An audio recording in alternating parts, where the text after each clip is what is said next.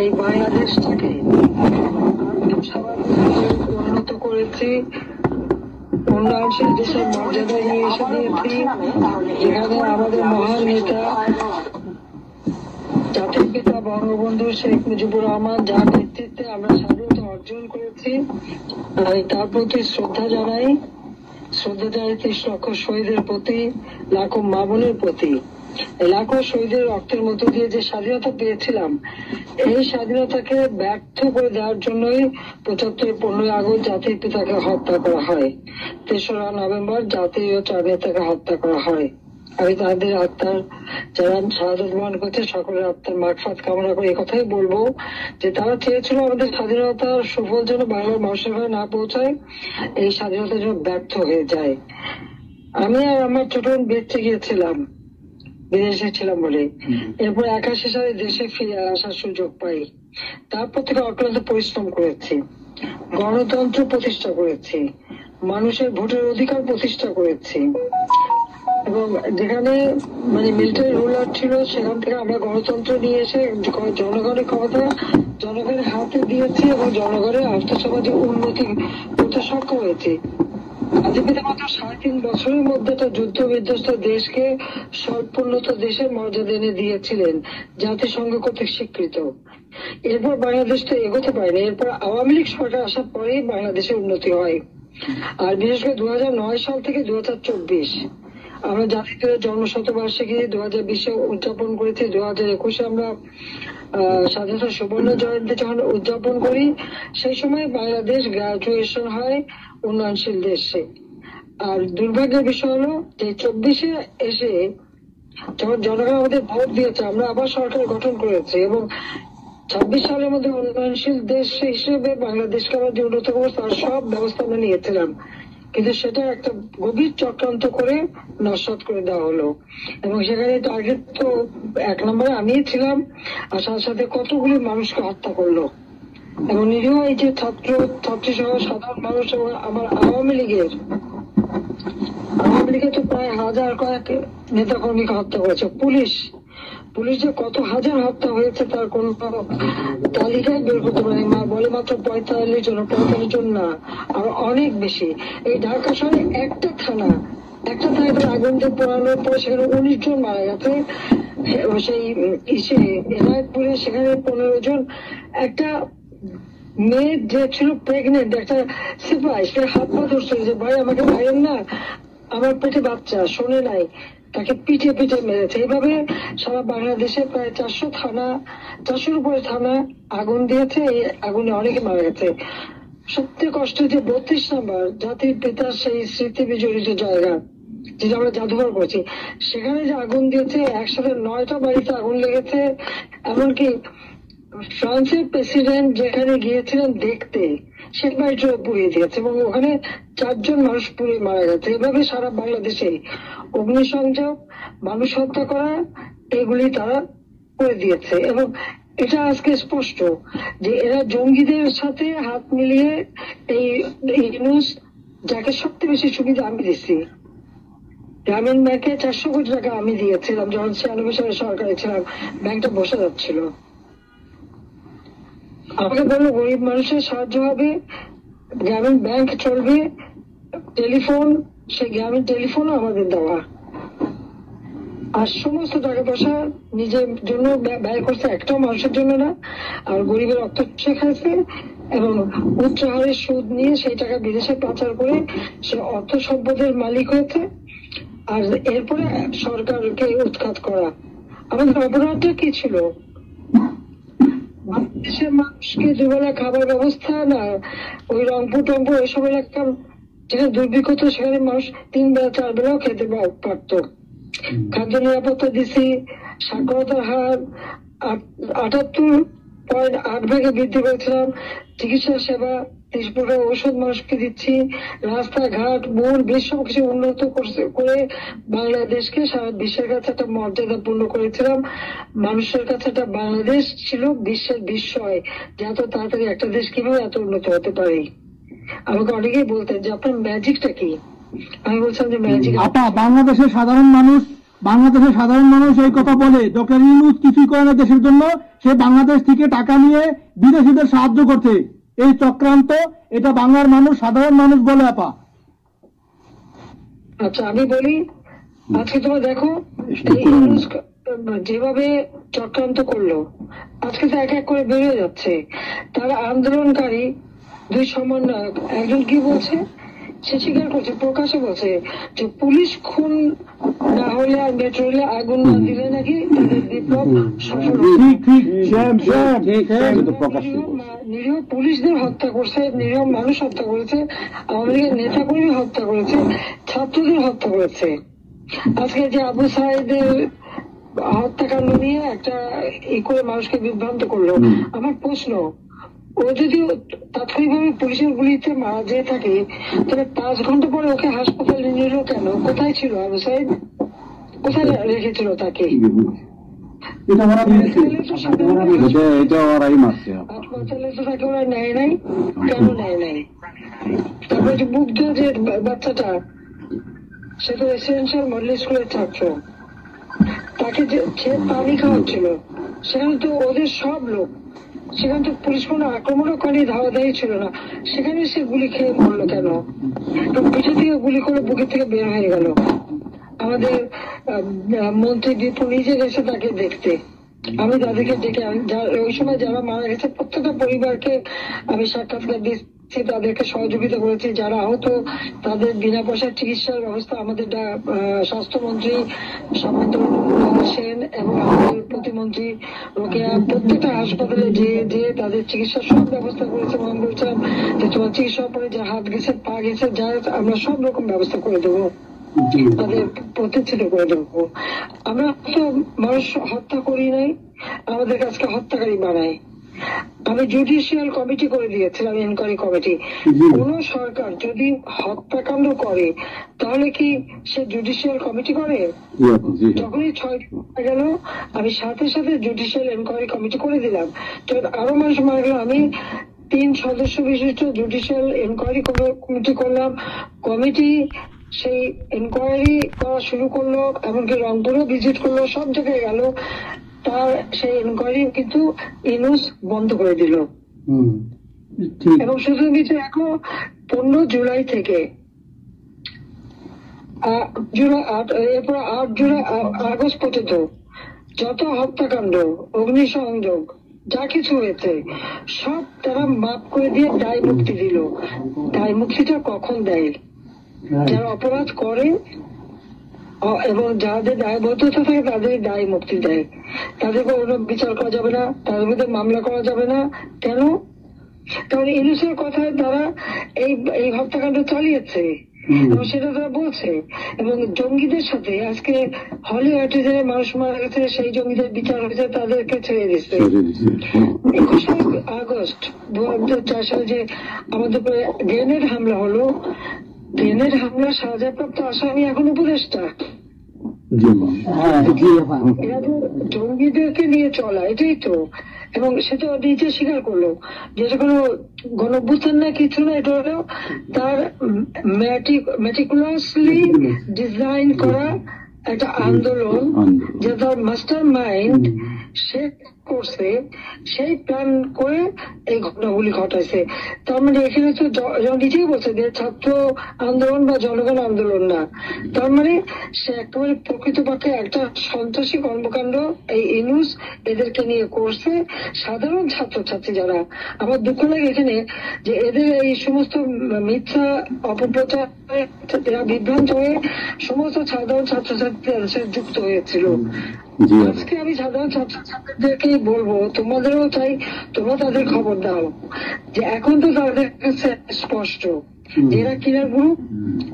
পুলিশকে মেরে পুলিশের লাশ ঝুলিয়ে রাখা, আওয়ামী লীগের একটা কর্মী গাজীপুরে তাকে আহত অবস্থায় হাসপাতাল থেকে নিয়ে এসে তাকে ঝুলিয়ে মারা, এই যে বিভৎস হত্যাকাণ্ড করা, কথায় কথায় গুলি করে মারা, এবং তাদের মিছিলের মধ্যে এলো সেখানে গুলি করে মেরে ফেলতে একটা বুলেট, সেই বুলেটটাও আজকে তাদের একজন উপদেষ্টা, তিনি আর্মির লোক, তিনি চেনেন, জানেন সে যখন দেখলো যেটা 7.62 বুলেট, যে বুলেটটা আমাদের পুলিশে ব্যবহার করে না, আর্মিও ব্যবহার করে না, কেউ ব্যবহার করে, সেই বুলেট কোথেকে আসলো, সেই রাইফেলটা কোথায়, এটা তদন্ত করে বের করতে হবে। উনি যেই তদন্তের কথা বললেন সেই তাকে সরিয়ে দেওয়া হলো। যখন জুডিশিয়াল কমিটি বললাম তদন্ত করতে, এনে সেটা বন্ধ করলো। শওকত সাহেব যখন তার উপদেষ্টা বললো তদন্ত হবে, সে সেটা সরিয়ে দিল। তার মানে কি, 15 জুলাই থেকে এরপরে এই পর্যন্ত যত হত্যাকাণ্ড হচ্ছে, অগ্নিসংযোগ, সবকিছু ইউনিসের নির্দেশেই এই এত বুকের মায়ের কোল খালি হয়েছে, এত পুলিশ মারা গেছে, আর সব থেকে মারা গেছে আওয়ামী লীগের নেতা কর্মী। এ পর্যন্ত আমরা 289 জনের নাম ঠিকানা পেয়েছি। বাকি অনেকে পুড়িয়ে ফেলেছে, লাশ গুম করছে, আবার অনেকে কথা বলারও সাহস পাচ্ছে না, যেতে পারছে না। তারপর আমরা খোঁজ করছি কোথায় কোথায় আরো মারা গেছে। তার মানে আমাদের ধারণা যে অন্তত 1000-এর উপর আমার আওয়ামী লীগের লোকজনকে তারা হত্যা করছে। সিরাজগঞ্জে আমাদের এমপি ছিল হেনরি, তার বাড়িতে আগুন দেওয়াতে সেখানে প্রায় 4-5 জন লোক মারা গেছে। আমাদের গাজী তার ইন্ডাস্ট্রিতে আগুন দিছে, সেখানে প্রায় 170 জন লোক মারা গেছে। আমাদের যশোরের শাহিন চাকলাতে হোটেলে আগুন দিয়ে সেখানে প্রায় 50-60 জন লোক মারা গেছে। তাহলে এভাবে কত লোক তারা হত্যা করছে শুধুমাত্র ক্ষমতার লোভে। এই লোকটা এইভাবে তার ম্যাটিকুলাসলি ডিজাইন করা, অর্থাৎ সুপরিকল্পিত একটা প্ল্যান করে এই হত্যাকাণ্ড ঘটিয়ে সে সংবিধান লঙ্ঘন করে অবৈধভাবে ক্ষমতায় বসে আছে। এখন উনি নাকি আমাদের বিচার করবেন।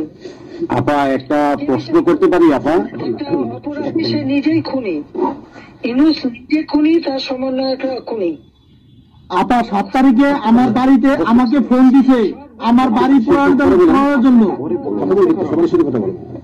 আপা বলেন প্লিজ, প্লিজ আপা বলেন। আপা আমি যে কথাগুলি বলি রাখো, তোমার রেকর্ড করে রাখো, তোমার প্রতারক আমার আপত্তি নেই। জি দাদা, জি আপা, পারমিশন দিচ্ছি। জি আপা, থ্যাংক ইউ।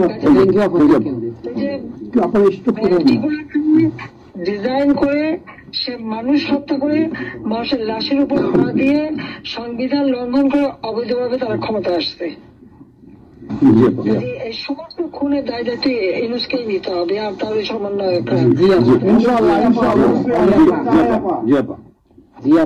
সে যে হত্যার সঙ্গে জড়িত প্রমাণ পাওয়াই যায়। সে যত জঙ্গিদেরকে ছেড়ে দিল, হলি আর্টিজানের মতো ঘটনা ঘটলো, তাকে 21 আগস্ট গ্রেনেড হামলায় আসামি, তাকে এবং অন্য যত জঙ্গি ছিল সবাইকে সে মুক্তি দিয়ে দিয়েছে। কারণ এই জঙ্গিদের সাথে তার একটা যুক্ত ছিল, তার একটা সংযোগ ছিল। কাজে বাংলাদেশটাকে সে একটা জঙ্গির দেশ হিসেবে পরিণত করতেছে। আজকে সাধারণ মানুষের অবস্থাটা কি দেখো, সাধারণ মানুষ আজকে খেতে পায় না, পড়তে পায় না, সত্যি আসতে। মানুষ তো এখন বলে যে আগের সরকারই ভালো ছিল, শেখ হাসিনার সরকারই ভালো ছিল। জি আপা, এখন বলেন। 97,000 কোটি টাকার বাজেট, কয়লা কেনা, এলএনজি কেনা, ডিজেল পেট্রোল কেনা, খাবার সবকিছু ব্যবস্থা করা, সারের জন্য সার কেনার সব ব্যবস্থা করে আসছে। যে এলএনজি আমার সময় যখন বাজারে 10 টাকা, আমরা সেটা 9.93 দামে কিনলাম। সেই 9 টাকা 9 পয়েন্টের যেটা কিনা সে 14 তোমার 5 একটা, আর 14.65 এই দামে কিনলো। ডাবল দামে সে কিনতে গেল কিসের জন্য? এখন তো বাজারের দাম আরো কমছে। শেয়ার মার্কেটের টাকা উধাও, ব্যাংকে টাকা নাই, ব্যাংকের টাকা উধাও, গেল কোথায়? আমেরিকা। 20 লক্ষ মেট্রিক টন খাদ্য আমি রেখে আসছি।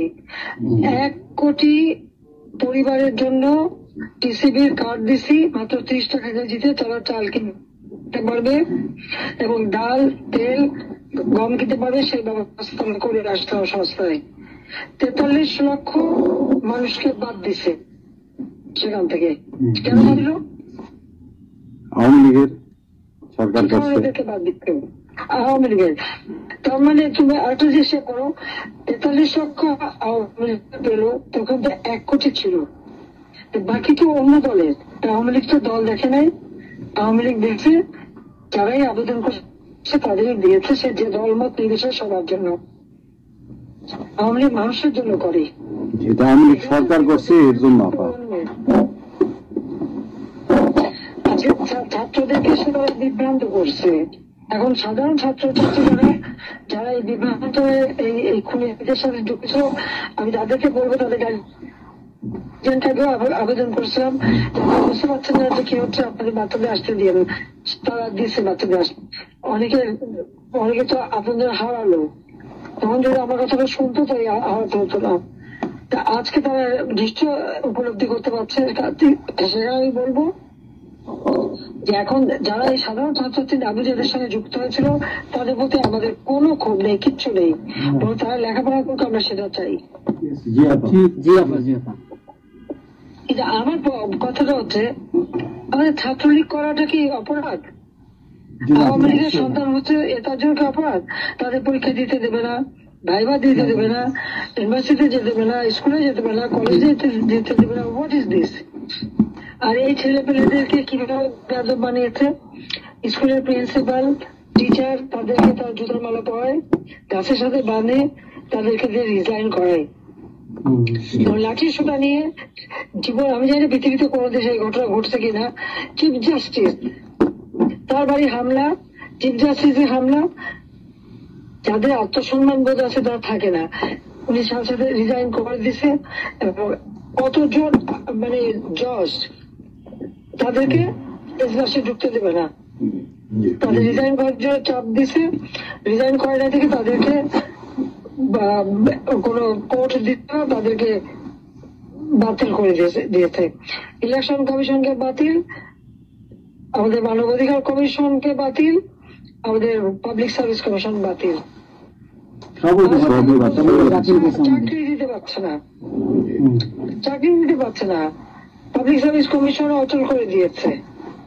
এই ছেলেমেয়েরা যাবে কোথায়?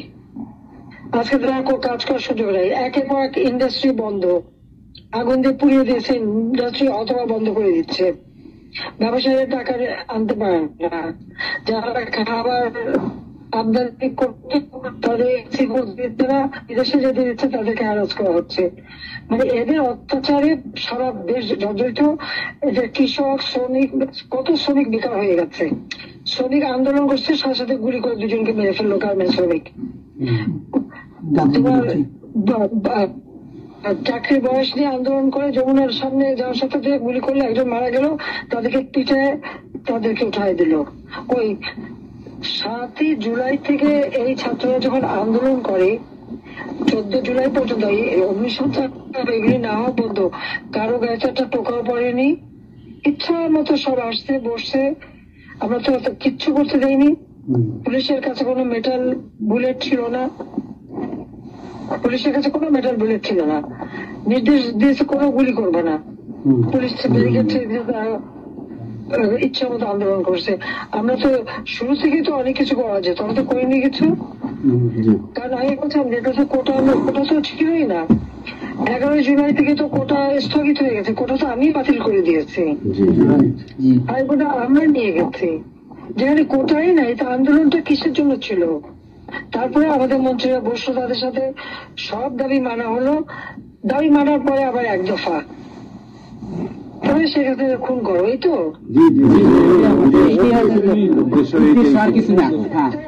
ছিল আমাকে হত্যা করা। আপনাকে হত্যা করা মানে বাংলাদেশকে হত্যা করা, ওরা তো হত্যা মামলা, আবার হত্যা মামলা দিয়ে আবার এখন বলে গণহত্যার বিচার হবে। গণহত্যার বিচার আমার না, গণহত্যার বিচার হবে ইউনূসের।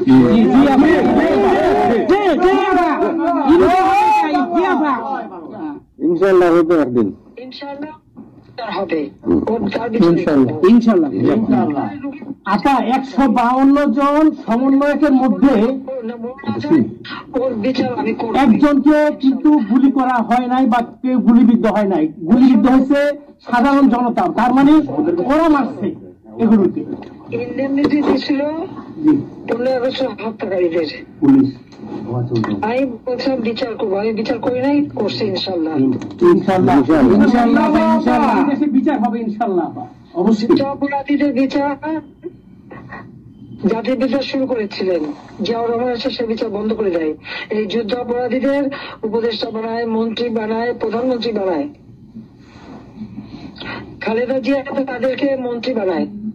জি জি এরশাদ তাদেরকে এমপি বানায়, আবার বানায়, কি বলে, রাজনৈতিক সুযোগ দেয়, রাষ্ট্রদূত করছে। রাষ্ট্রপতি পদে প্রার্থী করে, ভোট চুরি করে এই খুনিদেরকে পার্লামেন্টে বসায় রচিত যে আমি বলছি আমি বিচার করবো, আমি বিচার করতে পারছি, আল্লাহ আমাকে সেই সুযোগ।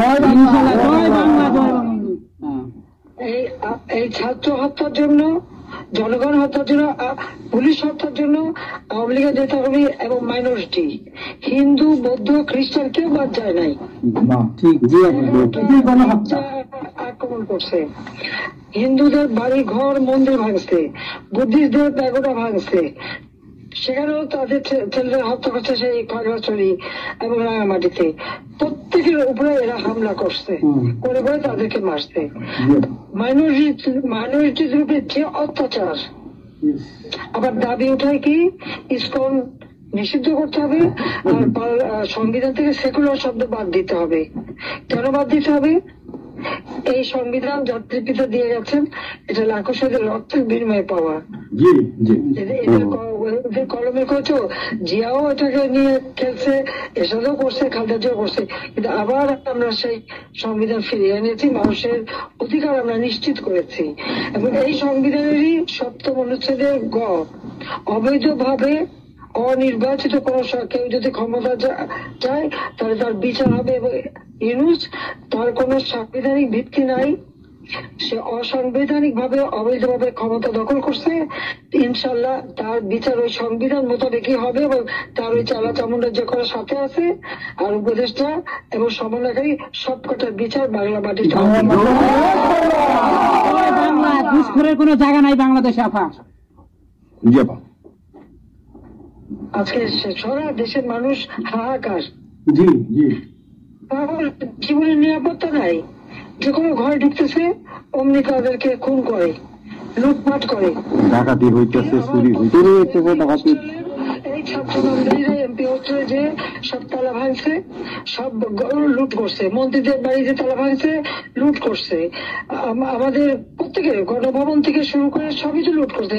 এবং ইউনূস নিজেই তো গণভবনে গেছিল লুট করতে, ছবি দেখানো।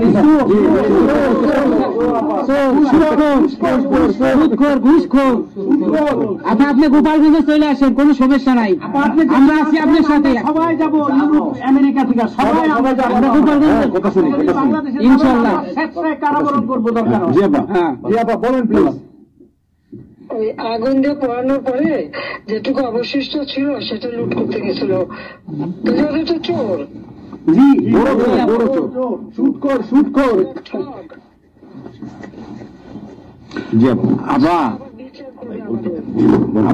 আচ্ছা, আমি জনতা তো করবেই, আমরা নিজেরা করবো, নিজের হাতে করবো। দৃষ্টান্তমূলক ফাঁসি চাই, যেটা জনগণ দেখবে, ওই ফাঁসি চাই। যার যার বাড়ি ঘর পড়াইছে করছে।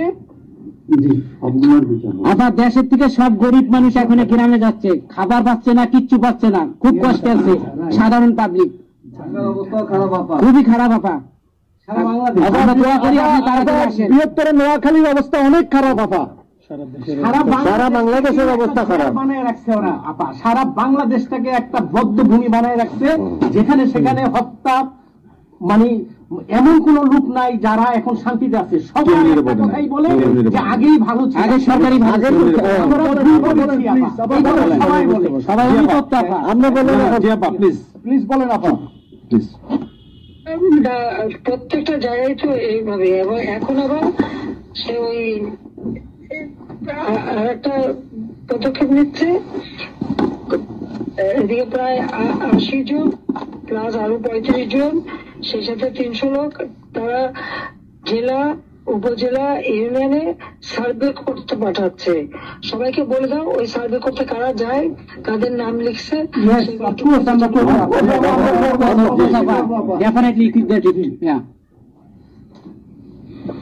আমরা চাই আপা আপনি সুস্থ থাকেন, আপনি সুস্থ থাকলে বাংলাদেশ সুস্থ থাকবে, বাংলাদেশ ভালো থাকবে। আপনাকে আবার আমরা ফিরিয়ে এনে বাংলাদেশকে আবার এগিয়ে নিয়ে যাওয়ার জয়মালা করা, আবার জয় বাংলা, জয় বঙ্গবন্ধু। জি আপা প্লিজ। আমরা তোমাদের যে দেশে আছো সেই দেশে ডেনমার্ক আমেরিকা সবাই এখানে আছে আপা, ডেনমার্ক আমেরিকা সবাই আছে আপা। আপনি এখন আমাদের কিছু নির্দেশনা দেন, আমরা প্রবাসী থেকে কি করতে পারি, এবং বাংলাদেশে আমাদের যে ফ্যামিলি আছে, আত্মীয় স্বজন আছে, আমাদের যে বিভিন্ন দলের নেতৃবৃন্দরা আছে, আমরা কিন্তু অর্থনৈতিক থেকে বিভিন্ন ভাবে সহযোগিতা করতেছি, যারে যেভাবে পারি আমরা বাকিটা আপা আপনি নির্দেশনা দেন, আপনার নির্দেশনা মতো আমরা কাজ করবো বাংলাদেশে এবং প্রবাসে ইনশাআল্লাহ। তোমাদের যেটা করতে হবে একটা হচ্ছে তোমরা যে দেশে আছো সেই দেশের আইন কানুন মেনে ওখানকার যারা নির্বাচিত প্রতিনিধি বা সরকার বা যে বিভিন্ন মানবাধিকার সংস্থা, তারপরে 165 জন সাংবাদিকের চাকরি নাই, তাদের অ্যাক্রেডিটেশন কার্ড বাতিল করে দিছে। 106 জন সাংবাদিকের বিরুদ্ধে হত্যা মামলা দিছে এবং আমাদের কতজনকে গ্রেপ্তার করে জেলে ঢুকাইছে, মানবিক জীবন যাপন করছে। সাংস্কৃতিক কাজ করতে পারে না, ব্যান্ড কোন অনুষ্ঠান করতে পারে না, পাকিস্তান থেকে ব্যান্ড শো এনে করায়, অথচ আমাদের দেশে ব্যান্ড শো যারা তারা এখন কাজ পায় না। এরা আবার এদের সাথেই ছিল, তারাও লাল রং লাগাইছিল, এখন আর তাদের পাত্তা নাই, কাজ পায় না। স্বীকৃতি কর্মকাণ্ড বন্ধ, সমস্ত সামাজিক নিরাপত্তার যত গরিব মানুষ আমরা বয়স্ক ভাতা, বিধবা ভাতা, মুক্তিযোদ্ধা ভাতা যা যা দিয়েছিলাম সেগুলি সব বন্ধ করে দিয়ে সেটা মেরে খেয়ে গেছে। এমনকি মানে সারা দেশটাকে একটা লুটের রাজত্ব, খুনের রাজত্ব সৃষ্টি করছে। এই বিষয়টাই যে মানবাধিকার লঙ্ঘন, সাংবাদিকদের উপর নির্যাতন, সাংবাদিকদের অত্যাচার করা, মহিলা সাংবাদিকদের যেভাবে অপমান করছে, এই বিষয়গুলি জনমত তোমাদের তৈরি করতে পারে আন্তর্জাতিক পর্যায়ে। ইউনুসের যে বিভৎস চেহারাটা ওইটাই আজকে মানুষের কাছে স্পষ্ট হয়ে গেছে। একটা রাষ্ট্র চালাতে সে টোটালি ব্যর্থ। এই জিনিসগুলি কি আপা আমি একটা বলি, ইউনুস সাহেব রাখছে 4টা টোকাই রাখছে, সাথে 4টা টোকাই রাখছে। আর আপনি চিন্তা করেন না বাংলাদেশে গৃহযুদ্ধ হবে তখন আপনাকে দেখবে। তোমাদের একটু করতে হবে ইউরোপীয় ইউনিয়নে, যেখানে তোমার ওখানকার পার্লামেন্টে যেখানে আসো সব জায়গায় এই জনমত তৈরি করতে হবে। সন্ত্রাসের রাষ্ট্রে পরিণত করছে বা মানুষ খুন করছে, আজকে খুন করছে। আজকে তুমি জানো আমাদের মোহাম্মদ হোসেন নায়ের বাড়িতে আগুন, এইগুলি সে করে বেড়াচ্ছে এবং সমস্ত এই ইচ্ছা মতো। কাজে তোমরা এই বিষয়গুলি তোলো, আর আত্মীয় স্বজন, বন্ধু বান্ধব, পরিচিত যারা আছে খুবই কষ্ট আছে, তাদেরকে সাহায্য করো।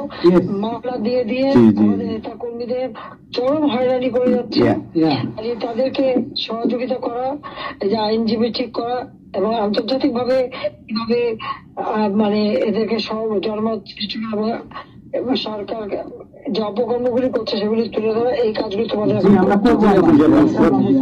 আবার একটা জিনিস একটু সন্দেহ লাগতেছে আপা, তাদের সাথে তোমরা থাকবা, কাজ করবা, আর দেশের ভিতরেও মানুষকে যে এই সরকারকে না তাড়ালে দেশের মানুষের মুক্তি দেয় করবে। হ্যাঁ আবার আমি একটু একটা কথা বলতে চাই, একটা জিনিস একটু সন্দেহ লাগতেছে যে পাকিস্তান থেকে যে শিপের মধ্যে কতগুলি কন্টেনার আসলো, এটা কেন এবং এত দ্রুত ওরা কিভাবে পাকিস্তানের সঙ্গে ব্যবসায়িক সম্পর্কটা গড়লো, এইটা তো কোনোদিন ছিল না বাংলাদেশে, 71-এর পরে এটা হয় নাই আপা। এখন এইটা নিয়ে আমাদের আপনি তো অবশ্যই আপনি অনেক কিছু অবগত আছেন, এটা আমাদের জানার প্রয়োজন।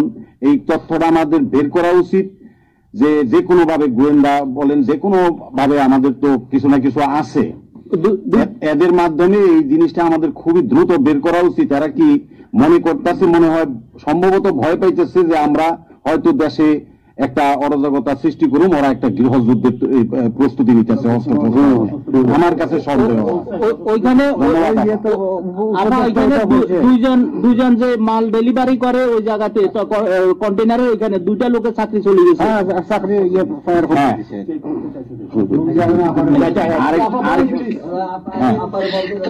দেখতে চাইছে, স্ক্যান করতে চাইছে, দেয় নাই।